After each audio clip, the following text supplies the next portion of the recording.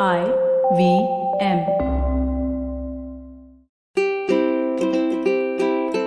Hello and welcome to the Habit Coach podcast. I'm Ashdin Doctor, your habit coach, and today we're going to deep dive into a very interesting conversation. We're going to be talking about addiction, alcohol addiction, other addictions, because this is something that I know very little about, but it is something that I know is very important for us, not just because of some of us who might be addicted or our family members, but it is something that we need to know so that we can differentiate between what is an addiction and what isn't. So we have an expert with us, Dr. Robb Kelly, who's going to take us through understanding addiction. So Dr. Kelly, welcome to the Habit Coach podcast. Thank you. Thank you for having me. Hey guys at home, great to see you guys. My name is Dr. Robb Kelly. They call me the Addiction Doctor. And the reason why I like to talk about addiction, like, first of all, I'm a chronic alcoholic that recovered. I lost everything: children, wives, cars, houses, business, medical license. But I'm the only person that I've studied alcoholism and addiction using neuroscience and understanding that we can fully recover if you know what addiction is. So let's just say alcoholism for now, and you can just put anything that you're addicted: porn, food, whatever it is the most misunderstood disease in the world. If you ask somebody what is an alcoholic, they will tell you that it's somebody who drinks too much alcohol. Now, that's not true. Okay, it's not the amounts we take. It's about what happens chemically, biochemically in the brain. And also there's two parts of the brain with the alcoholic that tells us to drink. So the understanding of that, and the most biggest thing is, and going back, is trauma. Trauma is the gateway drug. And we found out this some 10 years ago, and people wouldn't listen to us, but it really is. So for people listening going, well, I don't know much about addiction, or I'm not an addict. Alcohol has 1% to do with alcoholism, and the same with drug addiction. Okay, it's 1%. The alcohol that you see is a symptom. It's like if I have chickenpox, you see the spots. They're the symptom of my disease, my illness, which can kill me as an adult. It's the same thing with alcohol. So the more we understand and the more we find out. And the other biggest problem we have is alcoholism deaths and addiction deaths do not go down in the hospital late at night as alcoholism. They go down as liver failure, kidney failure, car crash, whatever it may be. So the figures are wrong. Everybody knows somebody who suffers from an addiction. And if you don't, it's probably you. I love that. Okay, it's interesting because this was what I hadn't realized as well. We normally look at people saying that, oh, you have a drinking problem, you're probably an alcoholic. I have so many people who come up and tell me that, oh, Ashdin, if I have one drink, I just like drink everybody else under the table. And either they're very proud of it or they're shameful about it. But you're saying it is completely different. It's not the same thing. Correct. So first of all, we have to understand that alcoholism is the only self-diagnosed illness in the world. So people will come to me and say, do you think I'm an alcoholic, Dr. Robb? And it's all about trauma and history. You can trace alcoholism back through your generations. And if you can't, there's likely a probability that you are abusing alcohol. Two different things altogether. If you're drinking heavy, abusing alcohol, you can stop or moderate if you wish to. If you're the alcoholic, because alcoholics are born, drug addicts are made. It's an interesting quote that we can back up with data. So we're born this way. And it's just a matter of time before we cross over to drinking alcoholically, whereas the drinker who abuses alcohol, both seem to present themselves the same, is completely different. So there's an alcoholic and then there's an alcohol abuser. Yes. Now, an alcoholic, you're saying, it's an inherited trait? Is it a gene thing? Is it an inherited trauma? What is it? It is. It's a predisposition passed down from generation to generation. It may skip a generation. And there's a couple of things that make an alcoholic. First of all, it's a biochemical reaction to the ethanol in alcohol. Okay. So we're not allergic to alcohol as such. Let's go deeper. It's the ethanol in alcohol. So it may skip a generation, but it's there. So we're born this way. And the reason that you're an alcoholic and not a heavy drinker is the hypothalamus, which is the bottom towards the back of the brain. It's our fight or flight part of the brain. So it will tell people, normal people who don't have a drink problem, to eat food, drink water. So we look at a baby when it's born. we don't have to tell the baby it needs to eat or drink. It has its hand down its mouth or it cries for food because it knows it's hungry. Fight or flight, it's part of the hypothalamus. It's an inborn part of fight or flight, how we survive. With the alcoholic, over the period of time, the hypothalamus becomes damaged. And what happens with the alcoholic, the hypothalamus and the basal ganglia, which we'll get in a second, the hypothalamus over a period of time will click and tell an alcoholic to drink alcohol only. That's why I could go weeks, even months without food or water, because the brain was telling me to drink. Also the basal ganglia, which is kind of our repetition, strengthen and confirms part of the brain. Let's say, for instance, a pilot needs 10,000 hours in the air before he can fly a commercial plane. That's the basal ganglia, learning, repetition, learning, repetition. What happens with the alcoholic basal ganglia is there's a chink somewhere in that repetition, which say everything's good, the wife's back, job's back, kids are great at work, my social life is amazing, and then self-sabotage. And it just keeps going round and round unless it's fixed. So the self-sabotage is what brings about the alcohol addiction? Am I getting that right? Yes. The self-sabotage is the alcohol. The addiction comes from predisposition. So what happens to me when I was drinking is I would build up these great things around me, nice house, nice car, blah, blah, blah. And then what happens is overnight or one morning I get up, I want to self-sabotage. And for me, that was alcohol. So I go to the liquor store at 8 o'clock in the morning and I would drink and drink and drink. And what happens to an alcoholic when he takes the first drink, and here's the other difference, he cannot stop. So an abuser giving sufficient reason by the doctor or wife says, if you don't stop drinking, I'm going to leave you. Them guys can stop or moderate. The problem with the alcoholic is we cannot stop. So we drink into oblivion. What happens is we pass out and we come round, we come to. We don't go to bed and sleep and get up in the morning. So when we wake up, I'm looking for the bottle of vodka that I hid the night before because I need to drink. So when we look at the hypothalamus again, it's telling me the only thing I need to do today is drink alcohol. Yes, but the children have left. The only thing I need to do today is drink alcohol.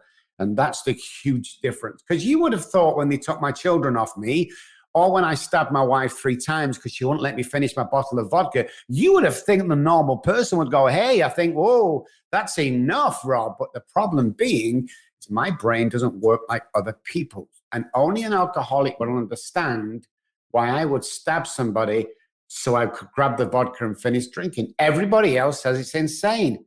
It is insane. It's a mental illness. In 1979, the World Health Organization classed it as a disease because a biochemical reaction passed down. And only recently, as the medical fraternity got on board and said, hey, this is not a choice, because there's no choice when the brain's telling you to do this. You know, Dr. Kelly, this is something that is so far away from, the way that we understand alcohol, at least that I understand alcohol. Yes. How would you share your journey and how did you get to a place where, you realized that was an addiction? Like, when did it start?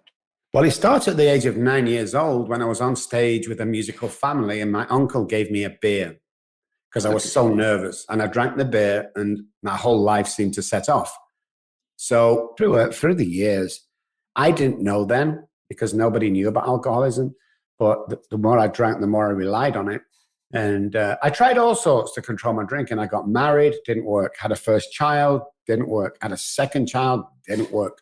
And eventually drink is the hypothalamus again tells me to drink and nothing else really matters. My wife left. She took the children. Shortly after that, my house was foreclosed on. I lost my car, wife, house, kids, holiday home, medical license. I lost everything and ended up homeless. But the problem is with my head telling me to drink, my brain, is I didn't think I had a problem. I just thought I was going through some bad luck and it will be okay in a couple of weeks. The problem is nobody came. Nobody came to rescue me. They treated me like a leper. They said, you're just a drunk, an alcoholic, go die. And that was my mom, by the way, because she was sick to death of sitting and waiting and watching me die slowly. And then one day I had after 14 months on the street, I had a huge spiritual awakening where one morning I dropped to my hands and knees about 2 o'clock in the morning and I started to sob like a baby. And the reason why I was sobbing like a baby, after all the stuff I've done, all the trauma I'd caused, all the hurt I'd caused, the homelessness, the loss of everything, the suicide attempts. On 2 occasions it worked, my heart stopped and I was dead, and they brought me back. After all of that, I finally dropped down to my knees and I was crying. The reason why I was crying is not because of the aforementioned things like housewife, kids, is because I realized I couldn't stop drinking. And I remember looking up to the sky and going, if there is a God up there, I can't do this on my own anymore. 30 seconds later, a guy came around the corner with a little Bible in his hand, 3 o'clock in the morning. What's the chances of that? In a built-up area of factories, there's not a soul around. And he said, do you want help? And I said, yes. And he took me back to his house, and that's where my journey started. Wow. But I promised myself, if I ever, because I met doctors, I met scientists on the streets, I met lecturers, I met mechanics, all these people that have succumbed to this disease that nobody really gave a chance to. So I swore to God and myself that if I ever got off the streets, I would spend the rest of my life not only working with the alcoholic, but working with their families. Because the research we've done on, let's say, the wife is with the PTSD and trauma in the alcoholic house where the alcoholic is raging. We tested soldiers coming back from Afghanistan, and thank you for your service, guys. And we tested the housewives.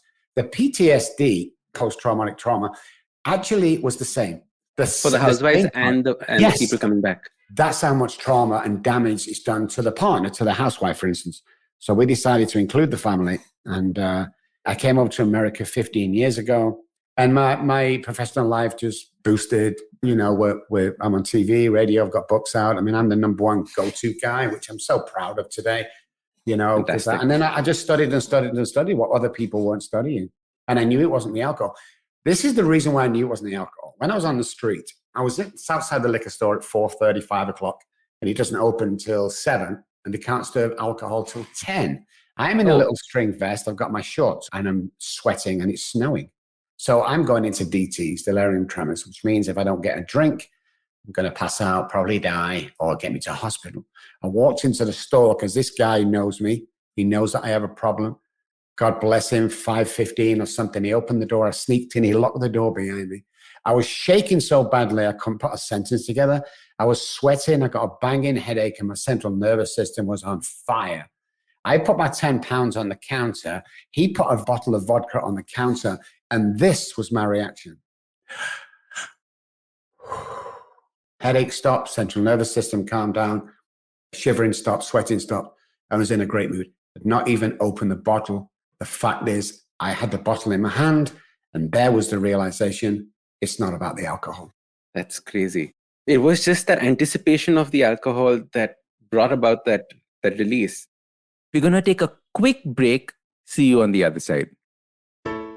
Hello, everybody. It's been another great week on the IVM Podcast Network. Advertising is Dead is back. Varun welcomes Arjun Vaidya, founder of Dr. Vaidya's, on the first episode. He talks about taking Ayurveda to urban Indians and imparts some marketing strategies. On Paisa Vaisa, Anupam talks to Shreyhit Karkera, co-founder of Ditto Insurance and FinShots. They discuss the intricacies of the insurance process. On All Things Policy, the Takshashila folk break down the deep economic crisis taking place in Pakistan right now. On Cock and Bull, Cyrus, Ayushi, Shreyas and Abbas discuss the Prime Minister's call to put the national flag as a WhatsApp DP. And on the Life Manifesto, Zarina narrates the inspiring story of a blind man who handled his disability in an inspiring way. I'd like to remind you all about our merchandise once again. We got some amazing stuff out there with more coming soon, but go to the IVM Podcast website and check out our collection of t-shirts. You have to click on the shop tab and we'll take you to our partner Grow 91's website. Do follow us on social media. We're IVM Podcast on Twitter, Facebook, Instagram, and LinkedIn. And remember, if you're enjoying this show or any of our other shows for that matter, please do tell a friend. Hey, you want somebody to talk to your shows about, right? So talk to them about them. Also, don't forget to rate us on any platforms you're listening to us on. And remember, you can check us out on YouTube. And finally, we would like to thank our sponsors this week, Bode Lifestyle, Small Case, Capgemini, and Intel vPro. Thank you so much for making this possible. Welcome back. All right, let's jump into the conversation. Is it the same way that dopamine works in our body? That this Yes. is what the dopamine pathway does as well, right? Exactly. I mean, we did tests on drug addicts who were going to relapse but didn't know when. and we asked to hang around with them. And we tested when the thought came of alcohol, the drive to, or drugs, the drive to the dealer, and the getting the drug and taking of the drug. And what we found in 10 out of 10 cases was that dopamine released, which is our pleasure reward, was the highest with the journey to the drug dealer, not the taking, not the before with the happiness, and not, the journey in the car to the drug dealer was the most intoxicating, where all four chemicals were happening in the brain that need to happen every day to make sure that we're happy, joyous, and free. And then what happened if the person didn't get the substance after that? Well, one or two things. It depends how bad the habit or the addiction is. We become very, very sick, and it's definitely hospital that we need to make sure we don't die. I would go to a lot of lengths to make sure I got alcohol. I remember grabbing a shopping cart at 4:00 in the morning and smashing through a liquor store. I got through the glass, went to the cabinet, opened it, got my bottle of vodka out, sat there and just drank it and waited for the police to come and arrest me. That's how insane I was. Wow. And you're absolutely right. Nobody was helping you through this because nobody knew what you were going through. Correct. Nobody wanted to. What was going on? Well, I went to my doctor and he says, I think you're an alcoholic. And I said, what should I do? And he said, hey, there's some 12-step meetings out there. You need to go there, which is all well and good. Don't get me wrong. But when I asked what alcoholism was, he replied, you're drinking too much alcohol. Well, there was nobody around me that knew, and nobody knew what I was going through. Everyone thought I was insane. My children were taking off me. The last thing my daughter said to me, I've never seen my youngest daughter, 30 odd years on, I've never seen her. She's never got in touch since the age of 1, was that I'm just absolutely insane. And I've either get locked up in a sanitarium or I'm going to die on the streets. And they were happy. Everyone was happy because they washed their hands of me and they didn't know how to help me. And God bless my mom. She worried that much. She actually died of cancer, but it was brought on a lot quicker by the worrying from me. So that's what amazed me looking back. It's like, what's the treatment for this? And most people go, we don't know, we just don't know. There's no cure for alcoholism is what I found out. But hey, there's no cure for food poisoning or the common cold, which really intrigued me. I'm like, well, there must be something that I can fully recover from. And that's when we carried on doing our research and we found out there's 100% chance that you can recover from alcoholism. You just can never safely drink alcohol ever again. It's just that molecule should not touch your lip. That's it. Correct. Yeah. It's not the alcohol, remember. It's the mental obsession. It's me thinking I'll get away with it. I'll just have one drink. I've never had just one drink. All the mind games that my hypothalamus is telling me, just drink. It's like going to the doctor and he taps you on the knee to see your reflexes. You can't stop that knee from jumping. I couldn't stop from drinking. That's how powerful it is. I mean, we just can't stop. And that's the misunderstanding, is that nobody knows. We do today. And that 100% it's related to trauma, because trauma in a young child and trauma in a child with alcoholism that's not fully flourished yet is totally different. So alcohol is one pathway to this. Would there be different kinds of addictions that you would just replace the word alcohol with? Yeah, I mean, drug addiction, porn addiction, sex addiction, TV, cake, food. I mean, it just goes on and on. iPhones, we're not going to see the fallout for another 5 to 10 years, but what's happening with iPhones is the kids they're all plugged in online. They've not got any social skills when they meet the real people. So heads down in the phone 24 hours a day. And what's going to happen is we're going to have problems with them kids growing for relationships with girls, with boys, with husband, with wives, with family, with kids. It's like you go into a restaurant now and you just look around. You see a family of 4, kids are on the phone. And maybe dad's on the phone for work. You just look around today's industry. That's going to affect the human brain because isolation is the number one killer on death row. It kills the mind. We go insane before we get to the chair or before we get to the needle. We've done our own tests. We have a huge a death penalty prison here in Texas that we visited. So the isolation alone, we're going to have huge issues. But, how many times do parents just in the house go, oh, just give them an iPad? Every child I see these days, every family I visit and there's kids there with a dad an alcoholic, and you look over and the kids are on PlayStation or the kids are on an iPad, and it's just like, oh my goodness, we've got some serious problems ahead. In fact, that is so true. I was just driving down the other way, and every time I stop, I look around and see how many people are on their phones. And it's just like drinking and driving. It is your phone and driving. It's the same replacement that has happened. I love that. I'm going to use that in future. God, that's amazing. But it's so true, because the attention is not on what you're doing. The attention is on the phone. And I don't know about you when you're driving, but I went to swat a fly once in the car, and I turned around for what seemed like a millisecond, and I hit a lamppost. Yeah. And he was just like, oh my, it's like, you need to concentrate on what we're doing. But yeah, drink driving and oh my goodness, that's a great message. I had a similar experience with a wasp in my car. We were coming back from the farm. I tried opening the window, and by the time I looked back, I was almost on the other end of the other side of the road. Yeah, absolutely. And we are constantly taking our eyes off it. It's quite crazy. So, Dr. Kelly, how does a family start the process of helping somebody? Because, like you said, it's a self-diagnosed thing. If a person does not diagnose alcoholism themselves, the family has to do at least something, right? Especially in India, we're very, like family-oriented. We have, all of that is taking place here. How should the family help? Great question. Nobody's going to come out ever in the past, especially in certain countries, and say, I have alcoholism, I have a drink problem. So it's all hush-hush. It's what we call sweep under the carpet in the families. And the first thing we should do is just watch your children, your teenagers, watch hubby, watch wife. If they start to isolate, you see them drinking too much, it's not the quantities or when or how, it's just that you'll see that abuse of the alcohol. And if dad's got alcoholism, then it's probably alcoholism. The first thing I ask everybody to do is start dialogue. Is to sit down and say, hey, I have a concern. Now, the best way to do it is I feel is what we use, is when you drink first thing in the morning, I feel scared. Rather than going, you drink too much. Yeah. So share them feelings and let them know how you feel. Nobody can argue with feelings. They can argue with a comment, they can argue with your own opinion, but you can't argue with feelings, because when you drink in the morning, it hurts me, it makes me feel sad that you're going to die. So start that dialogue off, see if we can control the drinking. Well, I was going to drink Friday, Saturday, and Sunday this week. If the person you suspect is an alcoholic or drinking too much can do that over a considerable period, 3-4 months, then he hasn't got a problem. But you'll find if there's alcoholism in the family that he won't go that long.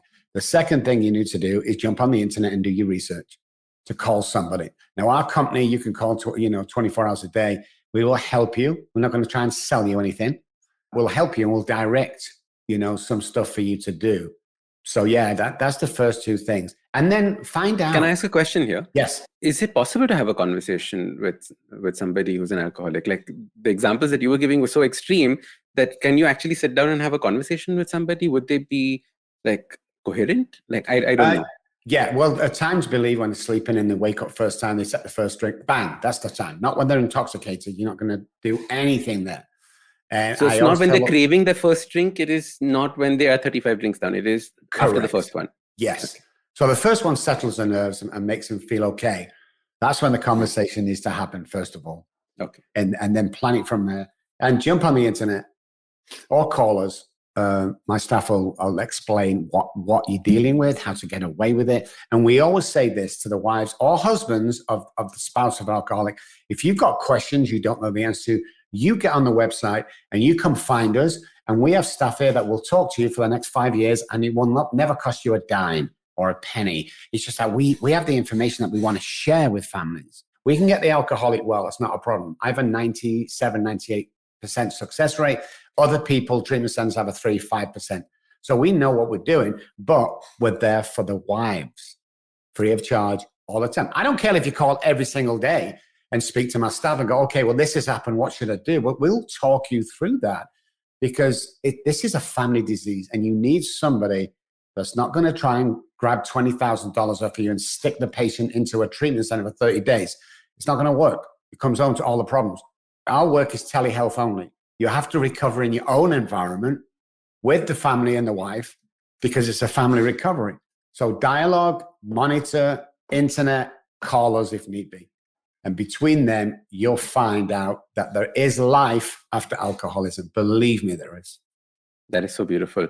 And you hit the nail on the head, especially as a habit coach, when people leave their environment and go somewhere else and create a structure for themselves and come back into that old environment, it is completely different. There is no way that they can carry the same thing they learned there back into their homes. It has to happen in their house. I love that. Yeah, you're the only person that said that to me, but we explain it the same. Let's say one house here, which is the alcoholic house, speaks English, for instance. And then what happens is they take it out of that house and they stick them in a treatment center. Now, recovery has its own language. So let's say we teach them Japanese for 30 days. And then what we do is we pick them up and we stick them back in the English-speaking house. And guess what he's going to do? He's going to start speaking English again. So everybody needs to recover in that house. We work with the husband, we work with the wife, we work with anybody over 18 in the house. So we know what we're dealing with and the understanding that the trauma that has brought to the family. People always say, especially the wives, that go, hey, well, this is not my problem. It's my husband's problem. And in some cases, we've said back to them, well, your trauma is stopping you from living your life and you're in danger. Well, it's not my problem. Well, it is your problem because you've allowed this to go on for 12 months. You allowed your husband in a drunken rage not only to slap you, but to slap your children. What do you mean it's not about you? It's 100% about you. Why are you letting this go on? What trauma have you suffered in your past that allows this to go on? And when we go back and research that with them, go back in the family tree, we find out that mom and dad, it's called enmeshment and learned behavior. And the same with what you were saying before, it's that any addiction over a period of time becomes a problem. Even going to the gym becomes a problem when you're spending all day there. And it's that understanding, the enmeshment. And what happens is generations will continue to generations unless somebody breaks it. So abused people abuse, hurt people hurt. Because when you're being brought up in that environment and you see mom and dad fighting most of the time and dad drunk, what will happen to that daughter is they will grow up and they will attract, it's called the mirroring part of the brain, they will attract the same person your dad was. And what happens is they come back to me 10, 20 years on and go, this guy's an alcoholic and he's beating me most days. And I go, what was your parents or your caregivers? Oh, it's like we have to look at this learned behavior because we attract what we think we are worth. So if you've seen this goes on, if you see mom putting up with dad and the violence in the house, you will attract that guy. Believe me, you will.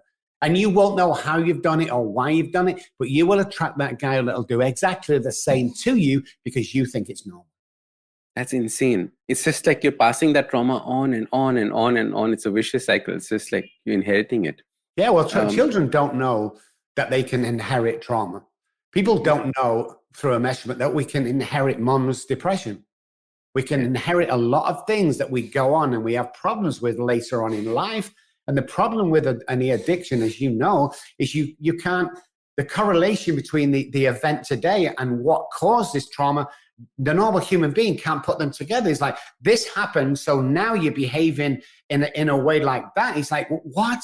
And when we go back, we realize that the correlation is true and it's solid.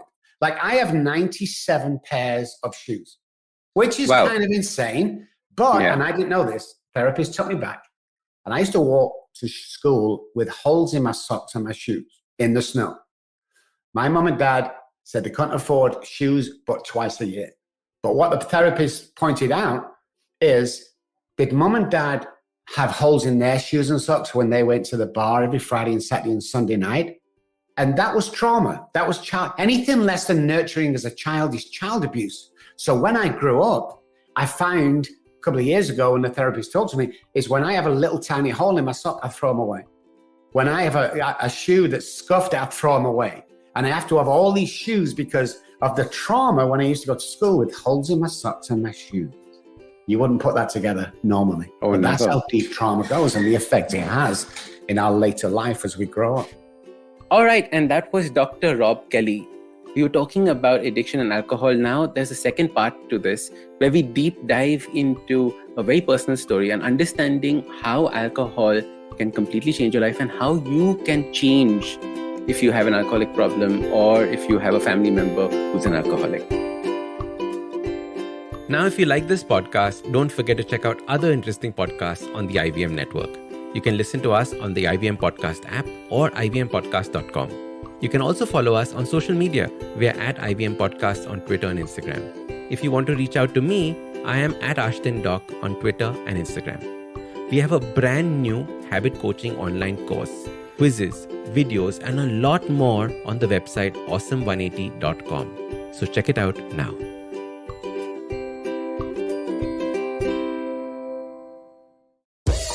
Don't you think that if everyone around you is getting smart, you better be smarter? Hey there, I'm the traveling professor Siddharth Deshmukh, and I'm back with season 2 of my podcast to make you smarter.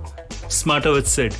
What's this season's focus about? Well, it's about 10-minute nuggets that will make you stand out at work.